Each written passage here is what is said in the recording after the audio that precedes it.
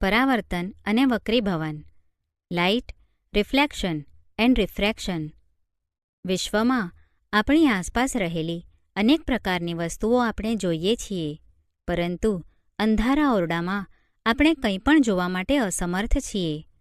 ઓરડાને પ્રકાશિત કરતા તેમાં રહેલી વસ્તુઓ જોઈ શકાય છે. દિવસ દરમિયાન સૂર્યનો પ્રકાશ આપણને વસ્તુઓને જોવા માટે મદદરૂપ થાય છે.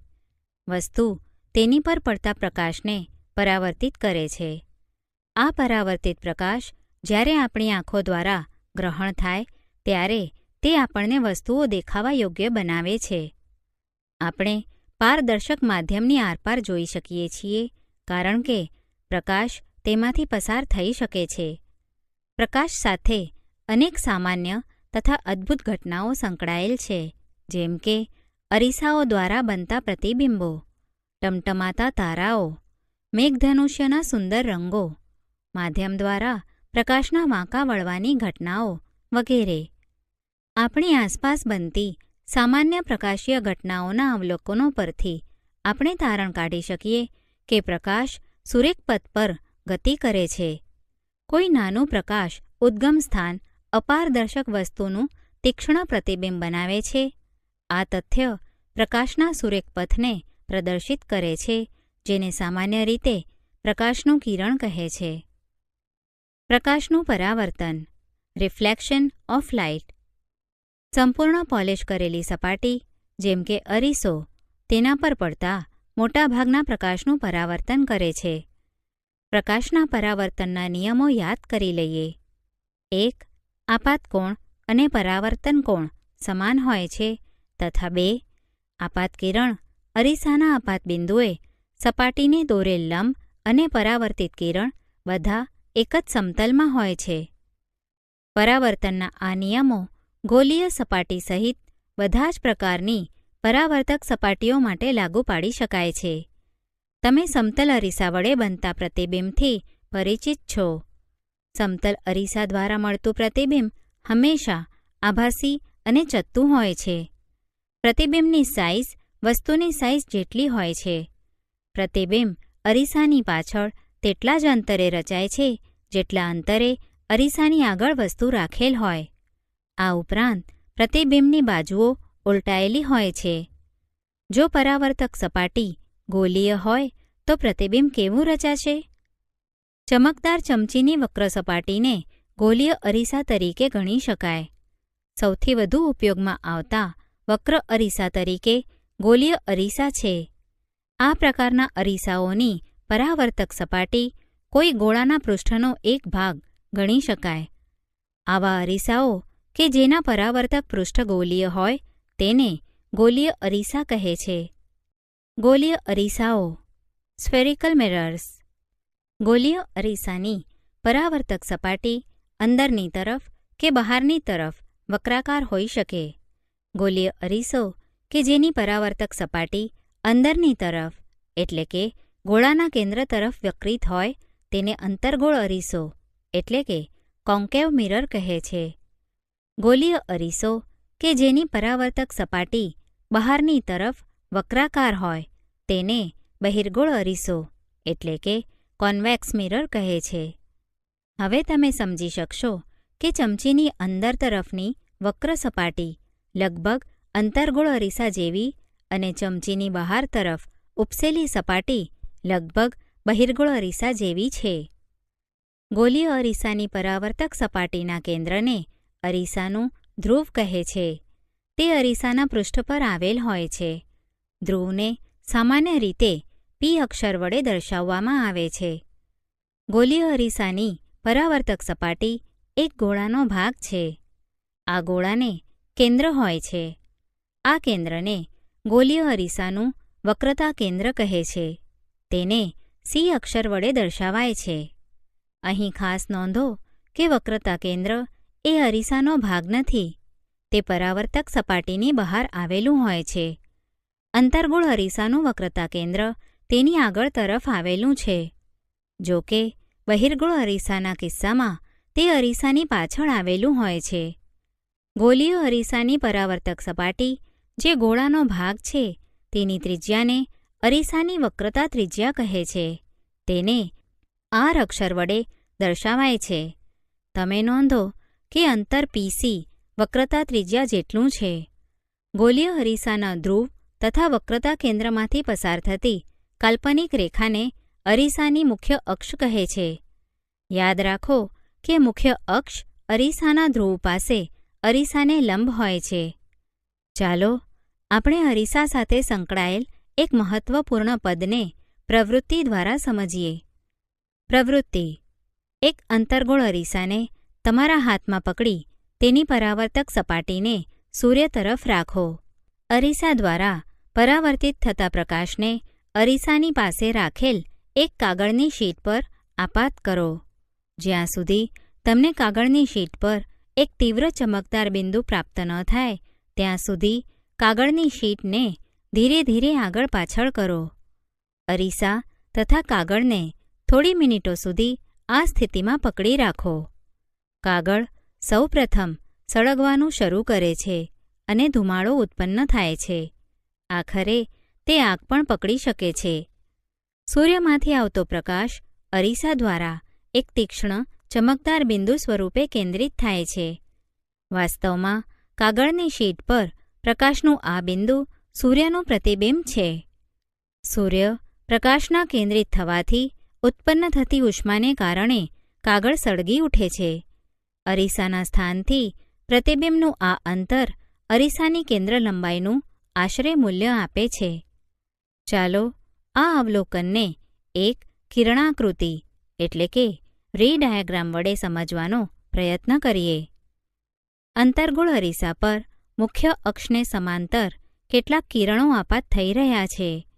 પરાવર્તિત કિરણોનું અવલોકન કરો. તે બધા જ અરીસાની મુખ્ય અક્ષ પર એક બિંદુ પાસે મળી અથવા છેદી રહ્યા છે. આ બિંદુને અંતર્ગોળ અરીસાનું મુખ્ય કેન્દ્ર એટલે કે ફોકસ બિંદુ કહે છે. બહિર્ગોળ અરીસા દ્વારા મુખ્ય અક્ષને સમાંતર કિરણો કેવી રીતે પરાવર્તિત થાય છે?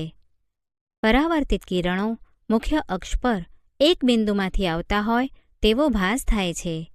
આ બિંદુને બહિર્ગોળ અરીસાનું મુખ્ય કેન્દ્ર કહે છે. મુખ્ય કેન્દ્રને F અક્ષર વડે દર્શાવાય છે. ગોલીય અરીસાના ધ્રુવ તથા મુખ્ય કેન્દ્ર વચ્ચેના અંતરને કેન્દ્ર લંબાઈ કહે છે. તેને F અક્ષર વડે દર્શાવાય છે. ગોલીય અરીસાની પરાવર્તક સપાટી મોટે ભાગે ગોલીય હોય છે. આ સપાટીને એક વર્તુળાકાર સીમારેખા હોય છે. ગોલીય અરીસાની પરાવર્તક સપાટીની આ વર્તુળાકાર સીમારેખાના વ્યાસને અરીસાનું દર્પણમુખ એટલે કે એપર્ચર કહે છે. અંતર mn દર્પણમુખ દર્શાવે છે. આપણી ચર્ચામાં આપણે ફક્ત તેવા અરીસાઓનો વિચાર કરીશું કે જેનું દર્પણમુખ તેની વક્રતા ત્રિજ્યા કરતાં ઘણું નાનું હોય. શું ગોલીય અરીસાની વક્રતા ત્રિજ્યા r તથા કેન્દ્ર લંબાઈ f વચ્ચે કોઈ સંબંધ છે? નાના દર્પણમુખ ધરાવતા ગોલીય અરીસાઓ માટે વક્રતા ત્રિજ્યા તેની કેન્દ્ર લંબાઈ કરતાં બમણી હોય છે. આપણે આ સંબંધને r=2f દ્વારા દર્શાવી શકીએ, જે દર્શાવે છે કે ગોલીય અરીસાનું મુખ્ય કેન્દ્ર તેના ધ્રુવ તથા વક્રતા કેન્દ્રને જોડતી રેખાનું મધ્ય બિંદુ હોય છે. ગોલીય અરીસાઓ વડે રચાતા પ્રતિબિંબ image formation by spherical mirrors. અંતર્ગોળ અરીસા દ્વારા વસ્તુના જુદા જુદા સ્થાન માટે મળતા પ્રતિબિંબોનું સ્થાન આપણે કેવી રીતે નક્કી કરી શકીએ? શું આ પ્રતિબિંબ વાસ્તવિક છે કે આભાસી? શું તે મોટા છે, નાના છે કે સમાન પરિણામ ધરાવે છે? આપણે એક પ્રવૃત્તિ દ્વારા તેની સમજૂતી મેળવીશું. પ્રવૃત્તિ: અગાઉ તમે જોયું કે કાગળ પર મળેલ તીવ્ર ચમકદાર બિંદુ ખરેખર સૂર્યનું પ્રતિબિંબ છે. તે અત્યંત નાનું, વાસ્તવિક અને ઉલટું છે. અરીસાથી પ્રતિબિંબનું અંતર માપી તમે અંતર્ગોળ અરીસાની આશરે કેન્દ્ર લંબાઈ મેળવી હતી. એક અંતર્ગોળ અરીસો લો, તેની આશરે કેન્દ્ર લંબાઈ શોધો. કેન્દ્ર લંબાઈનું મૂલ્ય નોંધી લો. ટેબલ પર ચોક વડે એક રેખા દોરો. અંતર્ગોળ અરીસાને એક સ્ટેન્ડ પર ગોઠવો. સ્ટેન્ડને રેખા પર એવી રીતે મૂકો કે જેથી અરીસાનો ધ્રુવ આ રેખા પર આવે. ચોક વડે બીજી 2 રેખાઓ અગાઉ દોરેલ રેખાને સમાંતર એવી રીતે દોરો કે જેથી 2 ક્રમિક રેખાઓ વચ્ચેનું અંતર અરીસાની કેન્દ્ર લંબાઈ જેટલું મળે. આ રેખાઓ અનુક્રમે બિંદુ P, F અને C નું સ્થાન દર્શાવે છે. યાદ રાખો કે નાના દર્પણમુખવાળા ગોલીય અરીસાઓનું મુખ્ય કેન્દ્ર F, ધ્રુવ P અને વક્રતા કેન્દ્ર C ના મધ્યમાં હોય છે. એક તેજસ્વી વસ્તુ જેમ કે સળગતી મીણબત્તી વક્રતા કેન્દ્ર C થી ઘણે દૂર મૂકો. એક કાગળના પડદાને અરીસાની સામે રાખીને જ્યાં સુધી મીણબત્તીની જ્યોતનું પ્રતિબિંબ તેના પર ન મળે ત્યાં સુધી અરીસા તરફ ખસેડો. પ્રતિબિંબનું કાળજીપૂર્વક અવલોકન કરો. તેના પ્રકાર, સ્થાન અને પરિણામનું વસ્તુના પરિમાણ સાપેક્ષે માપન કરો. આ પ્રવૃત્તિનું મીણબત્તીના નીચે દર્શાવેલ સ્થાનો માટે પુનરાવર્તન કરો. A, C થી થોડે દૂર, B, C પર, C, F તથા C ની વચ્ચે, D, F પર તથા E, P અને F ની વચ્ચે. આ બધા પૈકી એક સ્થિતિમાં તમે પડદા પર પ્રતિબિંબ નહીં મેળવી શકો. આ સ્થિતિમાં વસ્તુનું સ્થાન નક્કી કરો. ત્યારબાદ અરીસામાં તેનું આભાસી પ્રતિબિંબ મેળવો. તમારા અવલોકનોને અવલોકન કોઠામાં નોંધો. ઉપરોક્ત પ્રવૃત્તિમાં તમે જોયું કે અંતર્ગોળ અરીસા દ્વારા મળતા પ્રતિબિંબનો પ્રકાર, સ્થાન અને પરિણામ બિંદુ P, બિંદુ F તથા C ની સાપેક્ષમાં વસ્તુના સ્થાન પર આધાર રાખે છે. વસ્તુના કેટલાક સ્થાનો માટે મળતું પ્રતિબિંબ વાસ્તવિક હોય છે. વસ્તુના બીજા કેટલાક ચોક્કસ સ્થાનો માટે તે આભાસી હોય છે. વસ્તુના સ્થાન અનુસાર પ્રતિબિંબ મોટું, નાનું કે સમાન પરિણામનું હોય છે. તમારા સંદર્ભ માટે આ અવલોકનોનું સંક્ષિપ્ત વર્ણન આપેલ છે. અંતર્ગોળ અરીસા દ્વારા વસ્તુના જુદા જુદા સ્થાનોને અનુરૂપ મળતા પ્રતિબિંબ.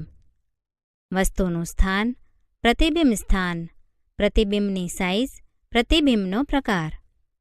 અનંત અંતરે, મુખ્ય કેન્દ્ર F પર, ખૂબ જ નાનું બિંદુવત, વાસ્તવિક અને ઉલટું. C થી દૂર, F અને C ની વચ્ચે, નાનું, વાસ્તવિક અને ઉલટું. C પર, સમાન સાઇઝનું, વાસ્તવિક અને ઉલટું. C અને F ની વચ્ચે, C થી દૂર, વિવર્ધિત એટલે કે મોટું, વાસ્તવિક અને ઉલટું. F પર, અનંત અંતરે, ખૂબ જ વિવર્ધિત, વાસ્તવિક અને ઉલટું. P અને F ની વચ્ચે, અરીસાની પાછળ, વિવર્ધિત, આભાસી અને ચત્તું. આકૃતિ એટલે કે રે ડાયાગ્રામના ઉપયોગ દ્વારા ગોલીય અરીસાઓ વડે બનતા પ્રતિબિંબોનું નિરૂપણ. Representation of images formed by spherical mirrors using ray diagrams. ગોલીય અરીસાઓ વડે બનતા પ્રતિબિંબોનો અભ્યાસ આપણે કિરણાકૃતિ દ્વારા પણ કરી શકીએ છીએ. ગોલીય અરીસાની સામે મૂકેલ એક નિયત સાઇઝની મોટી વસ્તુનો વિચાર કરો. આ મોટી વસ્તુનો દરેક નાનો ભાગ એક બિંદુવત વસ્તુ તરીકે કાર્ય કરે છે. આ દરેક બિંદુઓમાંથી અનંત સંખ્યામાં કિરણો ઉત્પન્ન થાય છે. વસ્તુના પ્રતિબિંબનું સ્થાન નક્કી કરવા માટે કિરણાકૃતિ બનાવતી વખતે કોઈ બિંદુમાંથી નીકળતા કિરણોની વિશાળ સંખ્યામાંથી અનુકૂળતા મુજબ કેટલાક કિરણો લઈ શકાય છે. જો કે સ્પષ્ટ કિરણાકૃતિ દોરવા માટે ફક્ત 2 કિરણોનો વિચાર કરવો વધારે સગવડભર્યો છે. આ કિરણો એવા પસંદ કરવા જોઈએ કે જેની દિશા અરીસા પરથી પરાવર્તન પામ્યા બાદ સરળતાથી જાણી શકાય. કોઈ બિંદુવત વસ્તુના પ્રતિબિંબનું સ્થાન ઓછામાં ઓછા 2 પરાવર્તિત કિરણોના છેદન દ્વારા મેળવી શકાય છે. પ્રતિબિંબનું સ્થાન નક્કી કરવા માટે નીચેના પૈકી કોઈપણ 2 કિરણો પર વિચાર કરી શકાય. 1. મુખ્ય અક્ષને સમાંતર દિશામાં આપાત થતું પ્રકાશનું કિરણ પરાવર્તન પામ્યા બાદ અંતર્ગોળ અરીસાના કિસ્સામાં તેના મુખ્ય કેન્દ્રમાંથી પસાર થશે અથવા બહિર્ગોળ અરીસાના કિસ્સામાં તેના મુખ્ય કેન્દ્રમાંથી વિકેન્દ્રિત થતું હોય. 2. અંતર્ગોળ અરીસાના મુખ્ય કેન્દ્રમાંથી પસાર થતું પ્રકાશનું કિરણ અથવા બહિર્ગોળ અરીસાના મુખ્ય કેન્દ્ર તરફ ગતિ કરતું હોય તેવું કિરણ પરાવર્તન પામ્યા બાદ મુખ્ય અક્ષને સમાંતર દિશામાં પરાવર્તિત થાય છે. 3. અંતર્ગોળ અરીસાના વક્રતા કેન્દ્રમાંથી પસાર થતું અથવા બહિર્ગોળ અરીસાના વક્રતા કેન્દ્રની દિશામાં ગતિ કરતું પ્રકાશનું કિરણ અરીસા પરથી પરાવર્તન પામી તે જ પથ પર પાછું ફરે છે. પ્રકાશનું કિરણ તે જ પથ એટલા માટે પાછું ફરે છે કારણ કે આપાત કિરણ અરીસાની પરાવર્તક સપાટીને લંબરૂપે આપાત થાય છે. 4. અરીસાની મુખ્ય અક્ષ સાથે નિશ્ચિત કોણ બનાવતી દિશામાં બિંદુ P એટલે કે અરીસાનું ધ્રુવ પર આપાત થતું કિરણ અંતર્ગોળ અરીસા પરથી પરાવર્તન પામી તે જ નિશ્ચિત કોણ બનાવતી દિશામાં પરાવર્તન પામે છે. આપાત બિંદુ એટલે કે બિંદુ P પાસે મુખ્ય અક્ષ સાથે સમાન કોણ બનાવતા આપાત તથા પરાવર્તિત કિરણો પરાવર્તનના નિયમોનું પાલન કરે છે. યાદ રાખો કે ઉપરના બધા જ કિસ્સાઓમાં પરાવર્તનના નિયમોનું પાલન થાય છે. આપાત બિંદુ પાસેથી આપાત કિરણ એવી રીતે પરાવર્તન પામે છે કે જેથી પરાવર્તન કોણનું મૂલ્ય આપાત કોણના મૂલ્ય જેટલું થાય. એ. અંતર્ગોળ અરીસા વડે રચાતા પ્રતિબિંબો. Image formation by concave mirror. અહીં વસ્તુના જુદા જુદા સ્થાન માટે અંતર્ગોળ અરીસા વડે રચાતા પ્રતિબિંબો કિરણાકૃતિ દ્વારા દર્શાવેલ છે. અંતર્ગોળ અરીસાઓનો ઉપયોગ. Uses of concave mirrors. અંતર્ગોળ અરીસાઓનો ઉપયોગ સામાન્ય રીતે ટોર્ચ, સર્ચલાઇટ તથા વાહનોની હેડલાઇટમાં પ્રકાશના શક્તિશાળી સમાંતર કિરણબીમ મેળવવા માટે કરવામાં આવે છે. ઘણીવાર તેમનો ઉપયોગ દાઢી કરવાના અરીસા એટલે કે શેવિંગ મિરર્સ તરીકે ચહેરાનું મોટું પ્રતિબિંબ જોવા માટે કરવામાં આવે છે. દાંતના ડોક્ટરો અંતર્ગોળ અરીસાનો ઉપયોગ દર્દીઓના દાંતનું મોટું પ્રતિબિંબ જોવા માટે કરે છે. સૌરભઠ્ઠીઓમાં સૂર્યપ્રકાશને કેન્દ્રિત કરવા માટે મોટા અંતર્ગોળ અરીસાઓનો ઉપયોગ કરવામાં આવે છે. બી. બહિર્ગોળ અરીસા વડે રચાતા પ્રતિબિંબો. Image formation by a convex mirror. આપણે અંતર્ગોળ અરીસા વડે રચાતા પ્રતિબિંબોનો અભ્યાસ કર્યો. હવે આપણે બહિર્ગોળ અરીસા વડે રચાતા પ્રતિબિંબ વિશેનો અભ્યાસ કરીશું. બહિર્ગોળ અરીસા દ્વારા બનતા પ્રતિબિંબનો અભ્યાસ કરવા માટે આપણે વસ્તુના 2 સ્થાનો ધ્યાનમાં લઈશું. પ્રથમ સ્થિતિમાં વસ્તુ અનંત અંતરે હોય ત્યારે તથા બીજી સ્થિતિમાં વસ્તુ અરીસાથી ચોક્કસ અંતરે હોય. વસ્તુની આ બંને સ્થિતિઓમાં બહિર્ગોળ અરીસા વડે રચાતા પ્રતિબિંબોની કિરણાકૃતિ દર્શાવેલ છે. પરિણામોનું સંક્ષિપ્ત વર્ણન કોષ્ટકમાં આપેલ છે. બહિર્ગોળ અરીસા દ્વારા બનતા પ્રતિબિંબનો પ્રકાર, સ્થાન અને સાપેક્ષ પરિણામ. વસ્તુનું સ્થાન, પ્રતિબિંબનું સ્થાન, પ્રતિબિંબનું પરિણામ, પ્રતિબિંબનો પ્રકાર. અનંત અંતરે અરીસાની પાછળ મુખ્ય કેન્દ્ર F પર બિંદુવત, આભાસી અને ચત્તુ. અનંત અંતરે અને ધ્રુવ Pની વચ્ચે ગમે ત્યાં. અરીસાની પાછળ ધ્રુવ P અને મુખ્ય કેન્દ્ર Fની વચ્ચે. વસ્તુના કદ કરતાં નાનું, આભાસી અને ચત્તુ. અત્યાર સુધી તમે સમતલ અરીસા, અંતર્ગોળ અરીસા તથા બહિર્ગોળ અરીસા વડે બનતા પ્રતિબિંબોનો અભ્યાસ કર્યો. આ પૈકી કયો અરીસો કોઈ મોટી વસ્તુનું આખું પ્રતિબિંબ આપશે? તમે એક નાના બહિર્ગોળ અરીસાની મદદથી કોઈ એક ઊંચી ઇમારત અથવા વૃક્ષનું સંપૂર્ણ પ્રતિબિંબ જોઈ શકો છો. આગ્રાના કિલ્લાની એક દિવાલ પર આવો જ એક અરીસો રાખેલ છે. જો તમે આગ્રાના કિલ્લાની મુલાકાતે જાઓ તો દિવાલ પર રાખેલ આ અરીસાની મદદથી કોઈ દૂરની ઊંચી ઇમારત અથવા મકબરાને જોવાનો પ્રયત્ન કરજો. મકબરાને સ્પષ્ટ રૂપે જોવા માટે તમારે દિવાલ સાથે જોડાયેલ છત એટલે કે ટેરેસ પર યોગ્ય સ્થાને ઊભા રહેવું પડશે. બહિર્ગોળ અરીસાના ઉપયોગો. Uses of convex mirrors. બહિર્ગોળ અરીસાનો ઉપયોગ સામાન્ય રીતે વાહનોમાં સાઇડ મિરર એટલે કે વિંગ તરીકે કરવામાં આવે છે.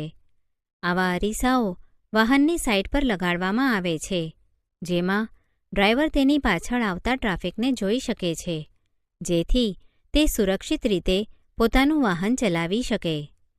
બહિર્ગોળ અરીસાઓ એટલા માટે પસંદ કરવામાં આવે છે કારણ કે તેમના દ્વારા મળતા પ્રતિબિંબો હંમેશા સીધા હોય છે.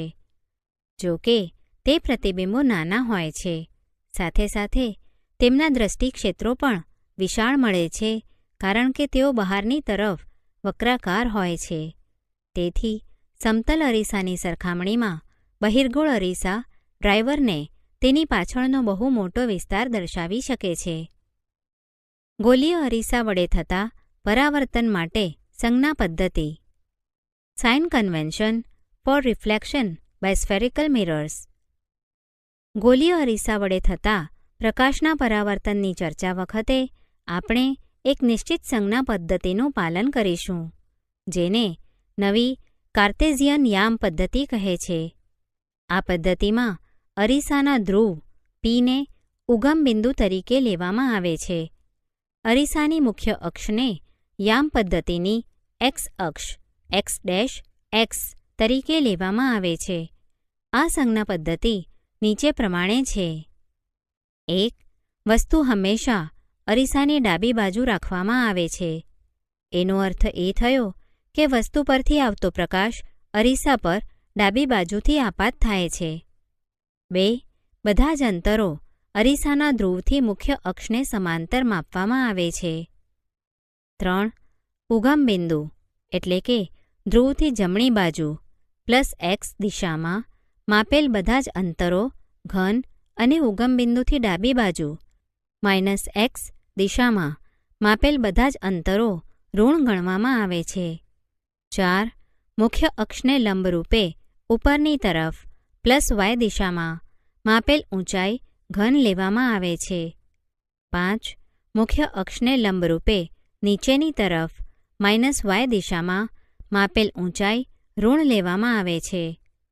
અરીસાનું સૂત્ર મેળવવા તેમજ તેને સંબંધિત દાખલા એટલે કે ન્યુમેરિકલ પ્રોબ્લેમ્સ ના ઉકેલ માટે આ સંજ્ઞા પદ્ધતિનો ઉપયોગ કરવામાં આવે છે. અરીસાનું સૂત્ર અને મોટવણી. Mirror formula and magnification.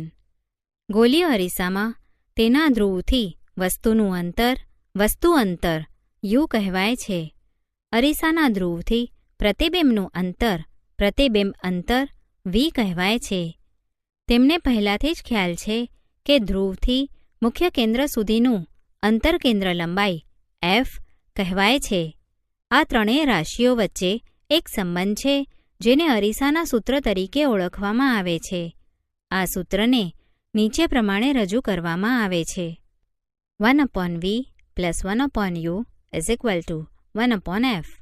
આ સૂત્ર બધા જ પ્રકારના ગોલીય અરીસાઓ માટે તેમજ વસ્તુની દરેક સ્થિતિઓ માટે સાચા છે. પ્રશ્નોનો ઉકેલ મેળવતી વખતે જ્યારે તમે અરીસાના સૂત્રમાં u, v, f તથા r ના મૂલ્યો મૂકો ત્યારે તમારે નવી કાર્તેઝિયન સંજ્ઞા પદ્ધતિનો ઉપયોગ ફરજિયાત કરવો જોઈએ. મોટવણી મેગ્નિફિકેશન. ગોલીય અરીસા દ્વારા મળતી મોટવણી એવું સાપેક્ષ અંતર છે કે જેના વડે કોઈ વસ્તુનું પ્રતિબિંબ વસ્તુની સાઇઝની સાપેક્ષે કેટલા ઘણું વિવર્ધિત છે તે જાણી શકાય છે. તેને પ્રતિબિંબની ઊંચાઈ અને વસ્તુની ઊંચાઈના ગુણોત્તર રૂપે રજૂ કરી શકાય છે.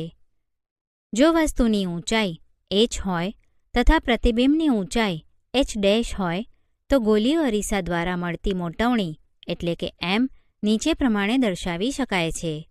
m = પ્રતિબિંબની ઊંચાઈ h' અપોન વસ્તુની ઊંચાઈ h. m = h'/h. મોટવણી m ને વસ્તુ અંતર u તથા પ્રતિબિંબ અંતર v સાથે પણ સાંકળી શકાય, જેને નીચે પ્રમાણે રજૂ કરી શકાય છે. મોટવણી m = h' upon h is equal to minus v upon u. અહીં નોંધો કે વસ્તુની ઊંચાઈ ઘન લેવામાં આવે છે કારણ કે મોટે ભાગે વસ્તુ મુખ્ય અક્ષની ઉપર રાખવામાં આવે છે. આભાસી પ્રતિબિંબો માટે પ્રતિબિંબની ઊંચાઈ ઘન લેવી પડે, જ્યારે વાસ્તવિક પ્રતિબિંબો માટે તેને ઋણ લેવામાં આવે છે. મોટવણીના મૂલ્યમાં રહેલા ઋણ ચિહ્નથી પ્રતિબિંબ વાસ્તવિક છે તે જાણી શકાય છે. મોટવણીના મૂલ્યમાં ઘન ચિહ્ન દર્શાવે છે કે પ્રતિબિંબ આભાસી છે. ઉદાહરણ 1. કોઈ વાહનમાં પાછળના દ્રશ્યો જોવા માટે ઉપયોગમાં લેવાયેલ બહિર્ગોળ અરીસાની વક્રતા ત્રિજ્યા 3 મીટર છે. જો એક બસ અરીસાથી 5 મીટર અંતરે આવેલ હોય તો આ અરીસા વડે મળતા પ્રતિબિંબનું અંતર, પ્રકાર તથા પરિણામ નક્કી કરો. ઉકેલ. વક્રતા ત્રિજ્યા r is equal to plus 3.00 m. વસ્તુ અંતર u is equal to minus 5.00 m. પ્રતિબિંબ અંતર v is equal to what. પ્રતિબિંબની ઊંચાઈ h dash is equal to what. કેન્દ્ર લંબાઈ f is equal to r upon 2 is equal to plus 3.00 m upon 2 is equal to 1.50 m. હવે 1 upon v plus 1 upon u is equal to 1 upon f અથવા 1 upon v is equal to 1 upon f minus 1 upon u is equal to plus 1 upon 1.50 minus 1 upon minus 5.00 is equal to 1 upon 1.50 plus 1 upon 5.00 is equal two 5.00 plus 1.50 upon 7.50. v is equal to plus 7.50 upon 6.50 is equal to plus 1.15 m. આમ પ્રતિબિંબ અરીસાની પાછળ 1.15 metre અંતરે મળે છે. મોટવણી m is equal two h dash upon h is equal to minus v upon u is equal to minus 1.15 m upon minus 5.00 m. પ્રતિબિંબ આભાસી, સીધું અને size એટલે કે પરિમાણમાં વસ્તુથી નાનું 0.23 ગણું છે. ઉદાહરણ 2. 4.0 સેન્ટીમીટર સાઇઝની વસ્તુ કોઈ 15.0 સેન્ટીમીટર કેન્દ્ર લંબાઈ ધરાવતા અંતર્ગોળ અરીસાથી 25.0 સેન્ટીમીટર અંતરે રાખેલ છે. અરીસાથી કેટલા અંતરે પડદાને રાખવો જોઈએ કે જેથી તેના પર સ્પષ્ટ પ્રતિબિંબ પ્રાપ્ત થાય? પ્રતિબિંબનો પ્રકાર તથા પરિમાણ શોધો. ઉકેલ. વસ્તુની ઊંચાઈ h is equal to plus 4.0 cm. વસ્તુ અંતર u is equal to minus 25.0 cm. કેન્દ્ર લંબાઈ f is equal to minus 15.0 cm. પ્રતિબિંબ અંતર v is equal to what. પ્રતિબિંબનું પરિણામ h dash is equal to vote.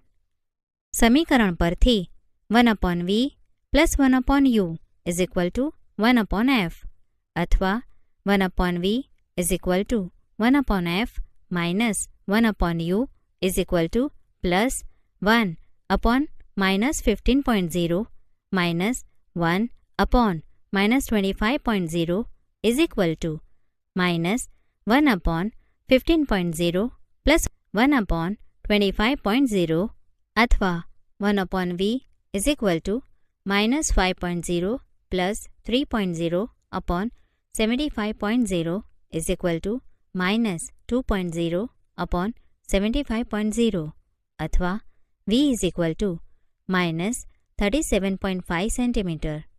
આમ પડદો 37.5 સેન્ટીમીટર અંતરે રાખવો જોઈએ.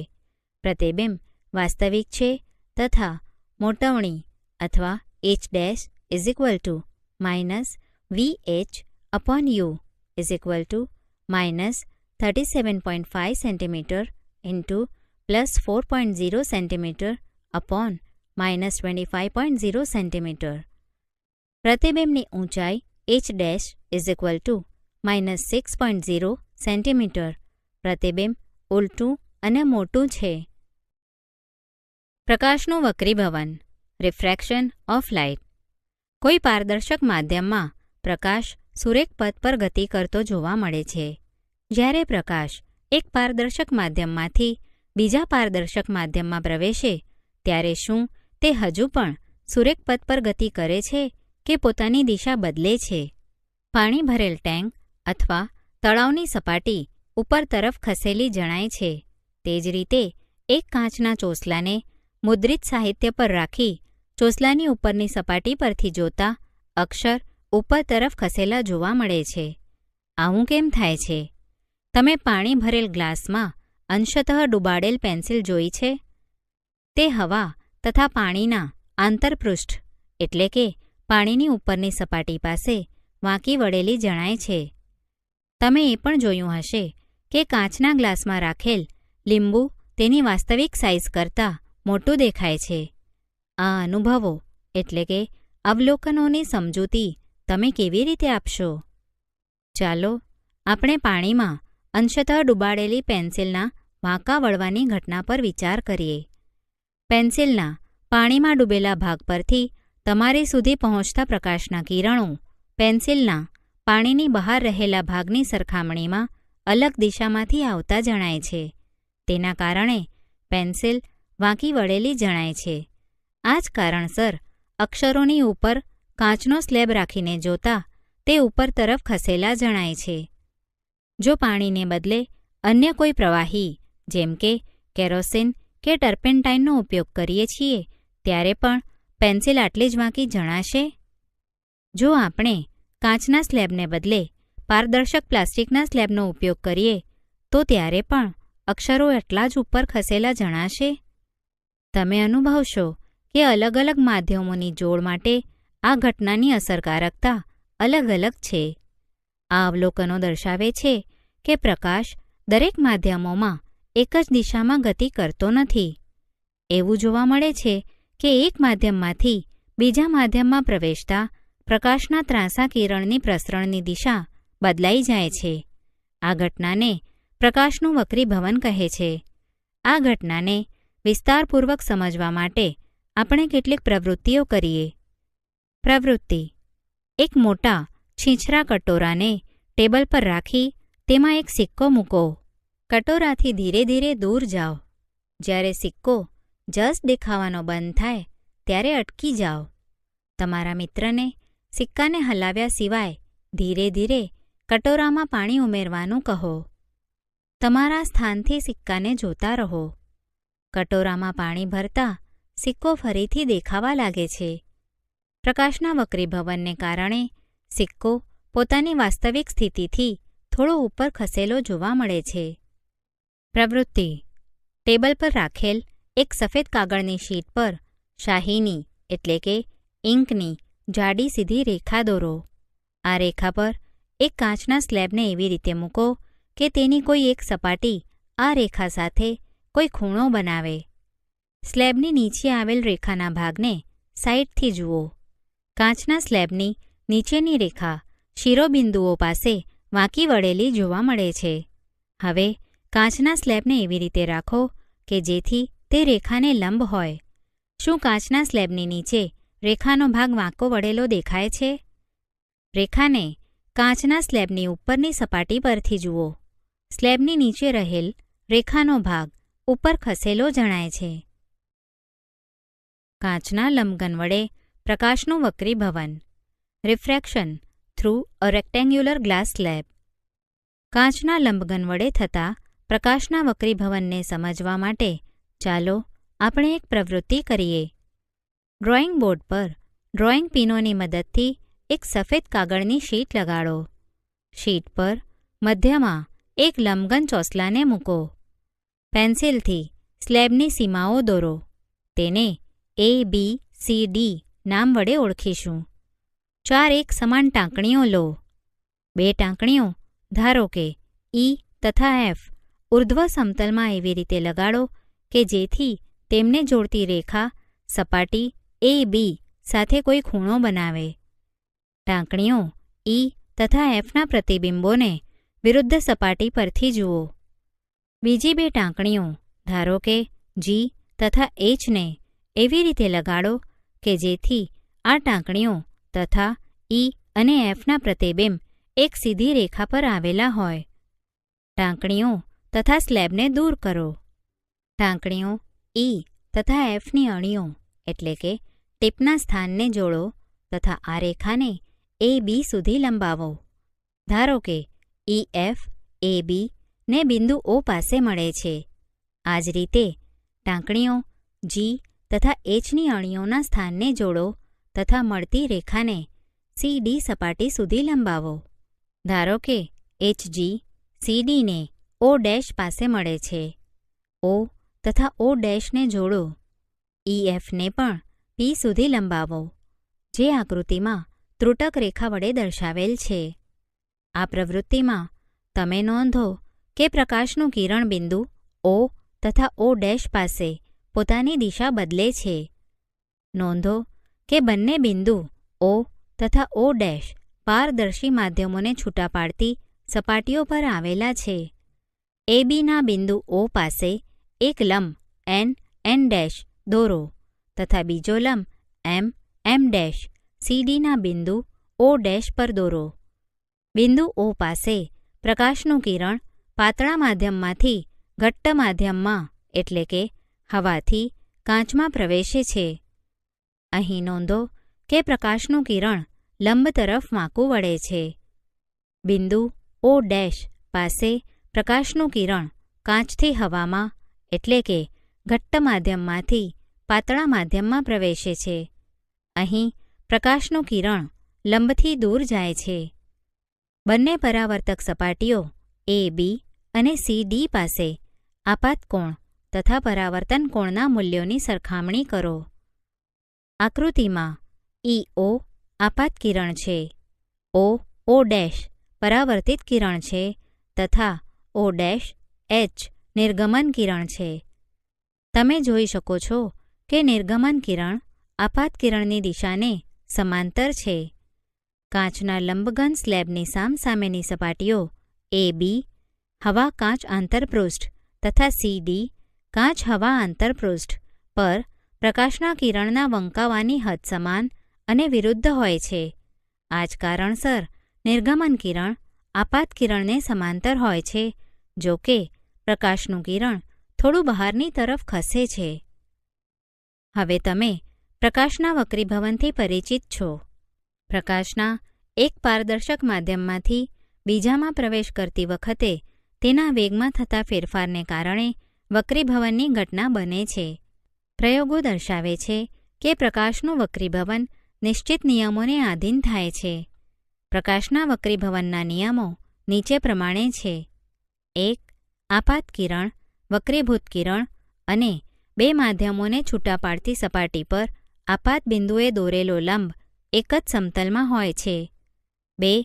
પ્રકાશના આપેલ રંગ તથા આપેલ માધ્યમોની જોડ માટે આપાત કોણના સાઇન અને વક્રીભૂત કોણનો સાઇનનો ગુણોત્તર અચળ રહે છે. આ નિયમ સ્નેલના નિયમ તરીકે ઓળખાય છે. જો આપાત કોણ I અને વક્રીભૂત કોણ R હોય તો sin I upon sin R અચળ. આ અચળ મૂલ્યને પ્રથમ માધ્યમની સાપેક્ષે બીજા માધ્યમનો વક્રીભવનાંક એટલે કે રિફ્રેક્ટિવ ઇન્ડેક્સ કહે છે. ચાલો વક્રીભવનાંક વિશે થોડું વિસ્તારપૂર્વક અધ્યયન કરીએ. ભવનાંક ધ રિફ્રેક્ટિવ ઇન્ડેક્સ. જ્યારે પ્રકાશનું ત્રાંસુ કિરણ એક પારદર્શક માધ્યમમાંથી બીજામાં પ્રવેશ કરે છે ત્યારે બીજા માધ્યમમાં તે પોતાની દિશા બદલે છે. આપેલ કોઈ બે માધ્યમોની જોડ માટે થતા દિશાના પરિવર્તનને વક્રીભવનાંક સ્વરૂપે રજૂ કરવામાં આવે છે, જે સમીકરણમાં જમણી બાજુ આવતો અચળાંક છે. વક્રીભવનાંક જુદા જુદા માધ્યમોમાં પ્રકાશના પ્રસરણ દરમિયાન મળતા સાપેક્ષ વેગને સાંકળતી મહત્વપૂર્ણ ભૌતિક રાશિ છે. તેવું જોવા મળે છે કે જુદા જુદા માધ્યમોમાં પ્રકાશ જુદી જુદી ઝડપે પ્રસરણ પામે છે. પ્રકાશ શૂન્યાવકાશમાં સૌથી વધુ 3 × 10⁸ મીટર પર સેકન્ડની ઝડપે ગતિ કરે છે. હવામાં પ્રકાશની ઝડપ શૂન્યાવકાશની સાપેક્ષે સહજ ઓછી હોય છે. જ્યારે કાચ કે પાણીમાં તે નોંધપાત્ર રીતે ઘટે છે. બે માધ્યમોની જોડ માટે વક્રીભવનાંકનું મૂલ્ય નીચે દર્શાવ્યા મુજબ બંને માધ્યમોમાં પ્રકાશના વેગ પર આધારિત છે. આકૃતિમાં દર્શાવ્યા અનુસાર પ્રકાશના એક કિરણનો વિચાર કરો જે માધ્યમ 1 થી માધ્યમ 2માં ગતિ કરી રહ્યું છે. ધારો કે માધ્યમ 1માં પ્રકાશનો વેગ v1 તથા માધ્યમ 2માં v2 છે. માધ્યમ 2નો માધ્યમ 1ની સાપેક્ષે વક્રીભવનાંક માધ્યમ 1માં પ્રકાશના વેગ તથા માધ્યમ 2માં પ્રકાશના વેગના ગુણોત્તર દ્વારા રજૂ કરવામાં આવે છે, જેને n2 સંજ્ઞા વડે રજૂ કરવામાં આવે છે, જેને સમીકરણના સ્વરૂપે નીચે પ્રમાણે રજૂ કરી શકાય. n2 માધ્યમ 1માં પ્રકાશનો વેગ અપોન માધ્યમ 2માં પ્રકાશનો વેગ v1/v2. આ જ દલીલ મુજબ માધ્યમ 1નો માધ્યમ 2ની સાપેક્ષે વક્રીભવનાંક n12 વડે દર્શાવાય છે. તે નીચે પ્રમાણે આપી શકાય. n12 માધ્યમ 2માં પ્રકાશનો વેગ અપોન માધ્યમ 1માં પ્રકાશનો વેગ v2/v1. જો માધ્યમ 1 શૂન્યાવકાશ કે હવા હોય તો માધ્યમ 2નો વક્રીભવનાંક શૂન્યાવકાશની સાપેક્ષે લેવામાં આવે છે, જેને માધ્યમનો નિરપેક્ષ વક્રીભવનાંક કહે છે, જેને ફક્ત n2 વડે દર્શાવાય છે. જો હવામાં પ્રકાશની ઝડપ c હોય અને માધ્યમમાં ઝડપ v હોય તો માધ્યમનો વક્રીભવનાંક nm નીચે પ્રમાણે આપી શકાય. nm હવામાં પ્રકાશનો વેગ અપોન માધ્યમમાં પ્રકાશનો વેગ c/v. માધ્યમના નિરપેક્ષ વક્રીભવનાંકને ફક્ત વક્રીભવનાંક કહે છે. કોષ્ટકમાં ઘણા માધ્યમોના વક્રીભવનાંકો દર્શાવેલ છે. કોષ્ટક પરથી તમે જાણી શકો છો કે પાણીનો વક્રીભવનાંક Nw 1.33 છે. તેનો અર્થ એ થયો કે હવામાં પ્રકાશના તથા પાણીમાં પ્રકાશના વેગનો ગુણોત્તર 1.33 છે.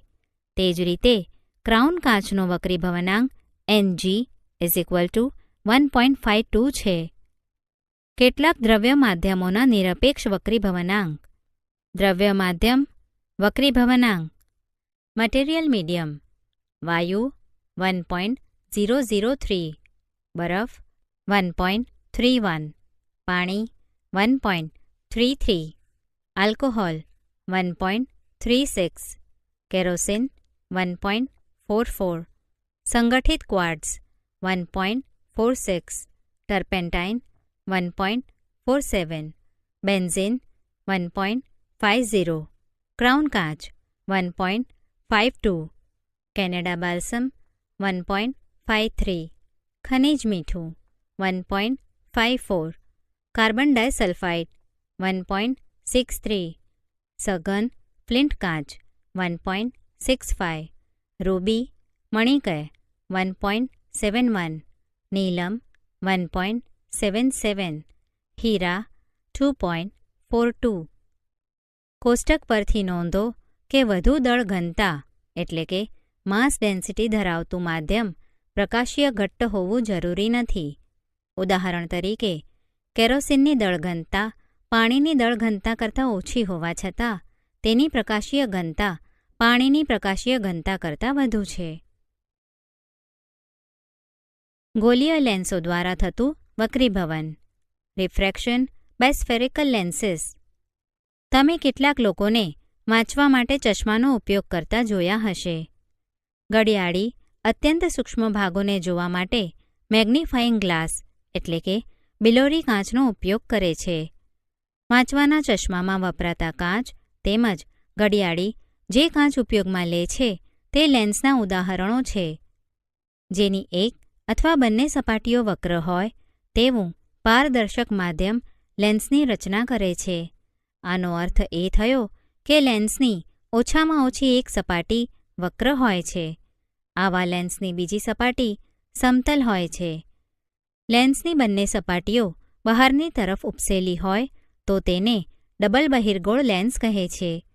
તેને સામાન્ય રીતે બહિર્ગોળ લેન્સ કહે છે. આ લેન્સ સપાટીની સાપેક્ષે મધ્યમાંથી જાડો હોય છે.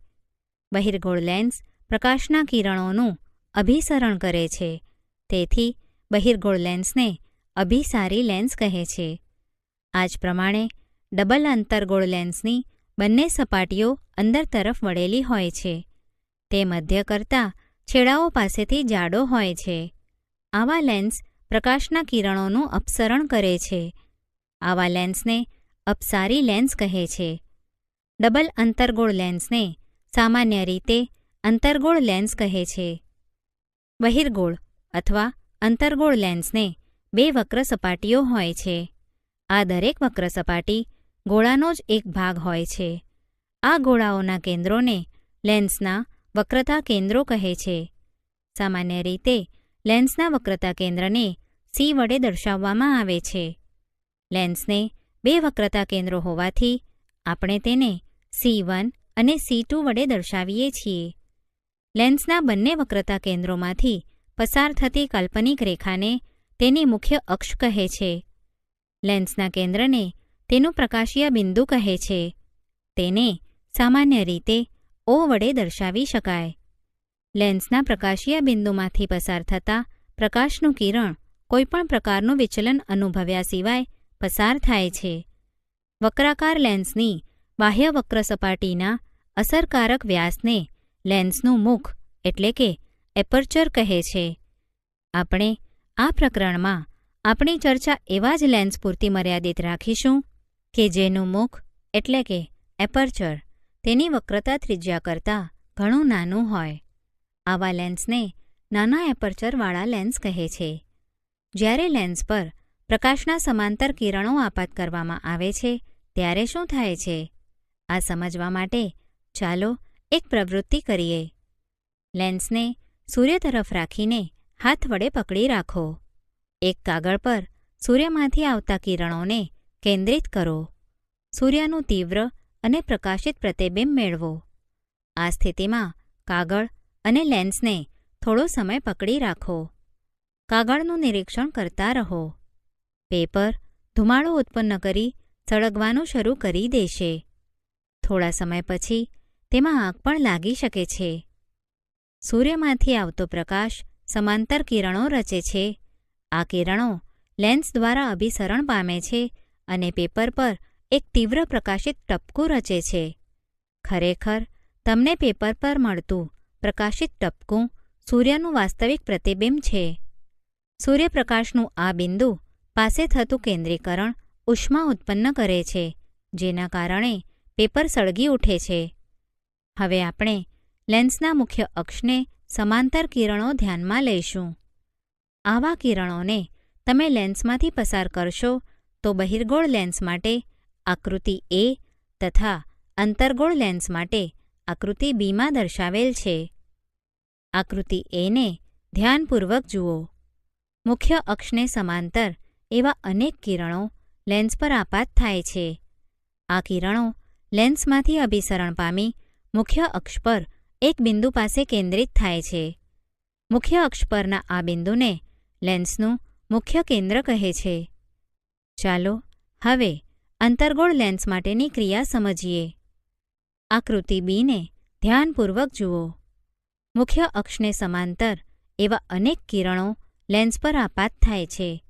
આ કિરણો લેન્સમાંથી વક્રીભવન પામી મુખ્ય અક્ષ પરના કોઈ એક બિંદુમાંથી અપસરણ પામતા હોય તેવો ભાસ થાય છે. મુખ્ય અક્ષ પરના આ બિંદુને અંતર્ગોળ લેન્સનું મુખ્ય કેન્દ્ર કહે છે.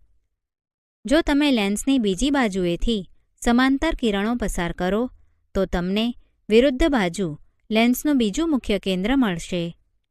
લેન્સના મુખ્ય કેન્દ્રને દર્શાવવા માટે સામાન્ય રીતે F મૂળાક્ષરનો ઉપયોગ થાય છે. જો કે લેન્સને બે મુખ્ય કેન્દ્રો હોય છે, તેમને F1 અને F2 વડે દર્શાવાય છે. પ્રકાશીય કેન્દ્રથી મુખ્ય કેન્દ્ર સુધીના અંતરને લેન્સની કેન્દ્ર લંબાઈ કહે છે. કેન્દ્ર લંબાઈને દર્શાવવા માટે F મૂળાક્ષરનો ઉપયોગ હોય છે. લેન્સના સ્થાન અને સૂર્યના પ્રતિબિંબના સ્થાન વચ્ચેનું અંતર લેન્સની અંદાજિત કેન્દ્ર લંબાઈ આપે છે. લેન્સ દ્વારા રચાતા પ્રતિબિંબો. Image formation by lenses.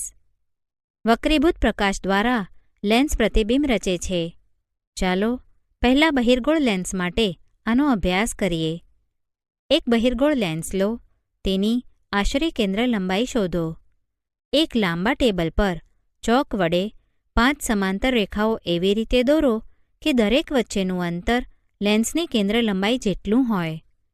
લેન્સને lens સ્ટેન્ડમાં રાખીને સ્ટેન્ડને મધ્યમાં આવેલી રેખા પર એવી રીતે ગોઠવો કે જેથી લેન્સનું પ્રકાશીય કેન્દ્ર બરોબર રેખા પર આવે. લેન્સની બંને બાજુએ આવેલી રેખાઓ અનુક્રમે લેન્સના f અને 2fને અનુરૂપ છે. આ રેખાઓને અનુક્રમે 2f1, f1, f2 અને 2f2 વડે દર્શાવો. એક સળગતી મીણબત્તીને ડાબી બાજુ 2f1 થી ઘણા દૂર અંતરે ગોઠવો. લેન્સની બીજી તરફ તેનું સ્પષ્ટ અને તીક્ષ્ણ પ્રતિબિંબ પડદા પર મેળવો. પ્રતિબિંબનો પ્રકાર, સ્થાન અને સાપેક્ષ કદ એટલે કે પરિમાણ નોંધો. વસ્તુને 2f1 થી થોડી જ દૂર f1 અને 2f1ની વચ્ચે f1 પર તથા f1 અને Oની વચ્ચે રાખી આ પ્રવૃત્તિનું પુનરાવર્તન કરો. બહિર્ગોળ લેન્સ દ્વારા વસ્તુના જુદા જુદા સ્થાનો માટે મળતા પ્રતિબિંબનો પ્રકાર, સ્થાન અને સાપેક્ષ કદ એટલે કે સાપેક્ષ પરિણામ કોષ્ટકમાં દર્શાવ્યા છે. બહિર્ગોળ લેન્સ દ્વારા વસ્તુના જુદા જુદા સ્થાનો માટે મળતા પ્રતિબિંબનો પ્રકાર, સ્થાન અને સાપેક્ષ કદ. વસ્તુનું સ્થાન, પ્રતિબિંબનું સ્થાન, પ્રતિબિંબનું સાપેક્ષ પરિમાણ, પ્રતિબિંબનો પ્રકાર. અનંત અંતરે લેન્સની બીજી તરફ મુખ્ય કેન્દ્ર f પર. બિંદુવત, વાસ્તવિક અને ઉલટું. 2f થી થોડે દૂર લેન્સની બીજી બાજુએ મુખ્ય કેન્દ્ર f અને 2fની વચ્ચે વસ્તુ કરતાં નાનો, વાસ્તવિક અને ઉલટું. 2f પર લેન્સની બીજી તરફ 2f પર વસ્તુના કદ જેવડું જ, વાસ્તવિક અને ઉલટું. f અને 2fની વચ્ચે લેન્સની બીજી તરફ 2f થી દૂર વસ્તુના કદ કરતાં મોટું, વાસ્તવિક અને ઉલટું. f પર લેન્સની બીજી તરફ અનંત અંતરે અત્યંત મોટું, વાસ્તવિક અને ઉલટું. મુખ્ય કેન્દ્ર f અને પ્રકાશીય કેન્દ્ર Oની વચ્ચે લેન્સની વસ્તુ તરફની બાજુએ 2f થી દૂર વસ્તુના કદ કરતાં મોટું, વાસ્તવિક અને ચત્તું. ચાલો હવે અંતર્ગોળ લેન્સ માટે પ્રતિબિંબનો પ્રકાર, સ્થાન અને સાપેક્ષ કદનો અભ્યાસ કરવા માટેની પ્રવૃત્તિ કરીએ. એક અંતર્ગોળ લેન્સ લો, તેને લેન્સ સ્ટેન્ડ પર મૂકો. સળગતી મીણબત્તીને લેન્સની કોઈ એક તરફ મૂકો. લેન્સની બીજી તરફથી લેન્સ મારફતે પ્રતિબિંબનું અવલોકન કરો. પ્રતિબિંબને જો શક્ય હોય તો કોઈ પડદા પર મેળવવાનો પ્રયત્ન કરો. જો શક્ય ન હોય તો પ્રતિબિંબને સીધું લેન્સમાંથી જુઓ. પ્રતિબિંબનો પ્રકાર, સ્થાન અને સાપેક્ષ કદ નોંધો. મીણબત્તીને લેન્સથી દૂર ખસેડો. પ્રતિબિંબના કદમાં થતો ફેરફાર નોંધો. જ્યારે મીણબત્તીને લેન્સથી ઘણી દૂર મૂકવામાં આવે ત્યારે પ્રતિબિંબનું કદ કેવું બને છે? અંતર્ગોળ લેન્સ દ્વારા વસ્તુના જુદા જુદા સ્થાનો માટે મળતા પ્રતિબિંબનો પ્રકાર, સ્થાન અને સાપેક્ષ કદ. વસ્તુનું સ્થાન, પ્રતિબિંબનું સ્થાન, પ્રતિબિંબનું સાપેક્ષ કદ, પ્રતિબિંબનો પ્રકાર. અનંત અંતરે મુખ્ય કેન્દ્ર f1 પર અત્યંત સૂક્ષ્મ, બિંદુવત, આભાસી અને ચત્તું. અનંત અંતર અને લેન્સના પ્રકાશીય કેન્દ્ર Oની વચ્ચે મુખ્ય કેન્દ્ર f1 અને પ્રકાશીય કેન્દ્ર Oની વચ્ચે નાનું, આભાસી અને ચત્તું. અંતર્ગોળ લેન્સ હંમેશા આભાસી, ચત્તું અને નાનું પ્રતિબિંબ આપે છે, જે વસ્તુના સ્થાન પર આધારિત નથી. કિરણાકૃતિના ઉપયોગ દ્વારા લેન્સ વડે બનતા પ્રતિબિંબનું નિરૂપણ. એટલે કે image formation in lenses using રે ડાયાગ્રામ્સ. આપણે લેન્સ વડે રચાતા પ્રતિબિંબને કિરણાકૃતિ દ્વારા પણ દર્શાવી શકીએ. કિરણાકૃતિ આપણને લેન્સ વડે રચાતા પ્રતિબિંબનો પ્રકાર, સ્થાન અને સાપેક્ષ માપ જાણવામાં હંમેશા મદદરૂપ થાય છે. લેન્સ માટે કિરણાકૃતિ દોરવા માટે આપણે વક્ર અરીસાની જેમ જ નીચેના પૈકી કોઈ પણ બે કિરણોને ધ્યાનમાં લઈશું. 1. વસ્તુ પરથી આવતું મુખ્ય અક્ષને સમાંતર પ્રકાશનું કિરણ બહિર્ગોળ લેન્સ દ્વારા વક્રીભવન પામી લેન્સની બીજી તરફના મુખ્ય કેન્દ્રમાંથી પસાર થાય છે. અંતર્ગોળ લેન્સના કિસ્સામાં કિરણ લેન્સની તે જ બાજુ પરના મુખ્ય કેન્દ્રમાંથી અપસરણ પામતું હોય તેવો ભાસ થાય છે. 2. બહિર્ગોળ લેન્સના મુખ્ય કેન્દ્રમાંથી પસાર થતું કિરણ લેન્સમાંથી વક્રીભવન પામી મુખ્ય અક્ષને સમાંતર નિર્ગમન પામે છે. અંતર્ગોળ લેન્સના કિરણમાં લેન્સના મુખ્ય કેન્દ્ર તરફ જતું લાગે તેવું આપાત કિરણ લેન્સમાંથી વક્રીભવન પામી મુખ્ય અક્ષને સમાંતર નિર્ગમન પામે છે. 3. લેન્સના પ્રકાશીય કેન્દ્રમાંથી પસાર થતું કિરણ વિચલન પામ્યા સિવાય નિર્ગમન પામે છે. બહિર્ગોળ લેન્સ દ્વારા કેટલાક જુદા જુદા વસ્તુ સ્થાન માટે પ્રતિબિંબની રચના દર્શાવતી કિરણકૃતિઓ દર્શાવી છે. અંતર્ગોળ લેન્સ દ્વારા કેટલાક જુદા જુદા વસ્તુ સ્થાન માટે પ્રતિબિંબની રચના દર્શાવતી કિરણાકૃતિઓ દર્શાવેલ છે. ગોલીય લેન્સ માટે સંજ્ઞા પ્રણાલી. Sign convention for spherical lenses. Lens માટે આપણે ગોલીય અરીસા માટે ઉપયોગમાં લીધેલ સંજ્ઞા અનુસરીશું. તમામ અંતરોને લેન્સના પ્રકાશીય કેન્દ્ર પાસેથી માપવામાં આવે છે. તેવું સ્વીકારી આપણે અંતરો માટે સંજ્ઞા નિયમો આપીશું. સંજ્ઞા પ્રણાલી પ્રમાણે બહિર્ગોળ લેન્સની કેન્દ્ર લંબાઈ ઘન અને અંતર્ગોળ લેન્સની કેન્દ્ર લંબાઈ ઋણ છે. તમારે યુ, વી, એફ વસ્તુ ઊંચાઈ h અને પ્રતિબિંબ ઊંચાઈ h' માટે સંજ્ઞા પ્રણાલી પ્રમાણે યોગ્ય સંજ્ઞા માટેની કાળજી રાખવી પડશે. લેન્સ સૂત્ર અને મોટવણી. Lens formation and magnification. ગોલીય અરીસાની જેમ ગોલીય લેન્સ માટે પણ આપણને સૂત્ર મળે છે. આ સૂત્ર વસ્તુ અંતર u, પ્રતિબિંબ અંતર v અને કેન્દ્ર લંબાઈ f વચ્ચેનો સંબંધ દર્શાવે છે. લેન્સ સૂત્ર નીચે મુજબ દર્શાવવામાં આવે છે. 1/v - 1/u = 1/f. ઉપર દર્શાવેલ લેન્સ સૂત્ર વ્યાપક અને કોઈપણ ગોલીય લેન્સની કોઈપણ સ્થિતિ માટે સાચું છે. લેન્સ સંબંધિત દાખલાઓ ગણતી વખતે જુદી જુદી રાશિઓની કિંમત મૂકતી વખતે સંજ્ઞા બાબતે વિશેષ કાળજી રાખવી જરૂરી છે. મોટવણી મેગ્નિફિકેશન. લેન્સ દ્વારા મળતી મોટવણી ગોલીય અરીસાથી મળતી મોટવણીના જેવી જ છે અને તે પ્રતિબિંબની ઊંચાઈ અને વસ્તુની ઊંચાઈના ગુણોત્તર વડે વ્યાખ્યાયિત કરવામાં આવે છે. તેને મૂળાક્ષર m વડે દર્શાવવામાં આવે છે. જો વસ્તુની ઊંચાઈ h અને લેન્સ વડે મળતા પ્રતિબિંબની ઊંચાઈ h' હોય તો લેન્સ દ્વારા મળતી મોટવણી m = પ્રતિબિંબની ઊંચાઈ અપોન વસ્તુની ઊંચાઈ h'/h. લેન્સની મોટવણી વસ્તુ અંતર એટલે કે u અને પ્રતિબિંબ અંતર v સાથે પણ સંબંધિત છે. આ સંબંધ નીચે મુજબ આપવામાં આવે છે. મોટવણી m = h'/h v/u. ઉદાહરણ 3. એક અંતર્ગોળ લેન્સની કેન્દ્ર લંબાઈ 15 સેન્ટીમીટર છે. વસ્તુને લેન્સથી કેટલા અંતરે રાખવી જોઈએ કે જેથી તેનું પ્રતિબિંબ લેન્સથી 10 સેન્ટીમીટર દૂર મળે? લેન્સ દ્વારા મળતી મોટવણી પણ શોધો. ઉકેલ. અંતર્ગોળ લેન્સ દ્વારા મળતું પ્રતિબિંબ હંમેશા આભાસી, ચત્તુ અને લેન્સથી વસ્તુ તરફની બાજુએ જ મળે છે.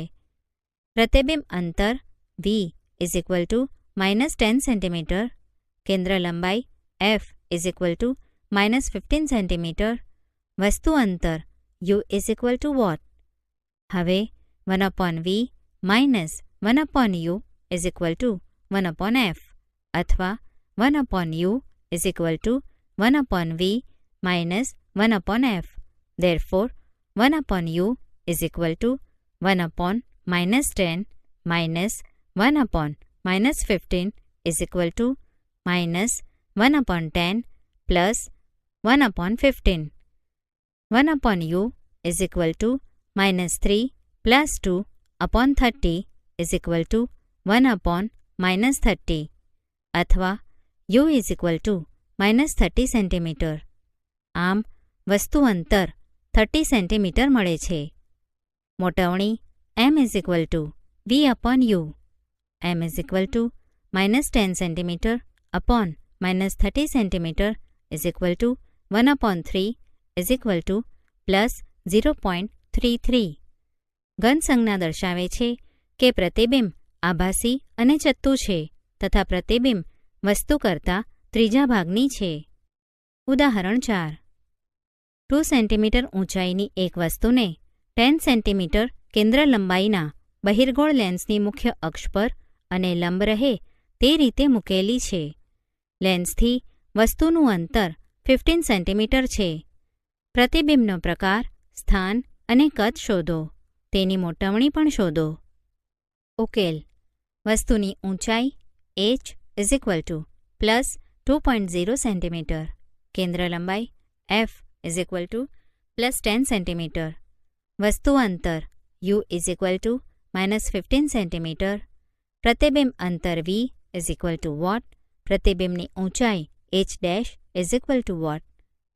હવે 1 upon v minus 1 upon u is equal to 1 upon f અથવા 1 upon v is equal to 1 upon u plus 1 upon f. Therefore, 1 upon v is equal to 1 upon -15 plus 1 upon 10 is equal to minus 1 upon 15 plus 1 upon 10. 1 upon v is equal to -2 plus 3 upon 30 is equal to 1 upon 30. v is equal to plus 30 centimetre. vની ઘન સંજ્ઞા દર્શાવે છે કે પ્રતિબિંબ પ્રકાશીય કેન્દ્રની બીજી તરફ 30 સેન્ટીમીટર જેટલા અંતરે રચાશે. પ્રતિબિંબ વાસ્તવિક અને ઉલટું છે. મોટવણી m is equal to h dash upon h is equal to v upon u અથવા h dash is equal to h into v upon u. મોટવણી m is equal to v upon u અથવા m is equal to plus 30 centimetre upon -15 centimetre is equal to -2. m અને h dash ના ઋણ ચિહ્નો દર્શાવે છે કે પ્રતિબિંબ વાસ્તવિક અને ઉલટું છે. તે મુખ્ય અક્ષની નીચે તરફ રચાય છે. આમ 4 સેન્ટીમીટર ઊંચાઈનું વાસ્તવિક અને ઉલટું પ્રતિબિંબ લેન્સની બીજી તરફ 30 સેન્ટીમીટર અંતરે રચાય છે. પ્રતિબિંબ 2 ગણું મોટું છે. લેન્સનો power. Power of a lens. લેન્સની અભિસરણ કે અપસરણની ક્ષમતાનો આધાર તેની કેન્દ્ર લંબાઈ પર છે. દાખલા તરીકે ટૂંકી કેન્દ્ર લંબાઈનો બહિર્ગોળ લેન્સ પ્રકાશના કિરણોને મોટા કોણે વાંકા વાળે છે અને તેમને પ્રકાશીય કેન્દ્રની નજીક કેન્દ્રિત કરે છે. આ જ પ્રમાણે ટૂંકી કેન્દ્ર લંબાઈનો અંતર્ગોળ લેન્સ મોટી કેન્દ્ર લંબાઈના લેન્સ કરતાં વધારે અપસારણ કરે છે.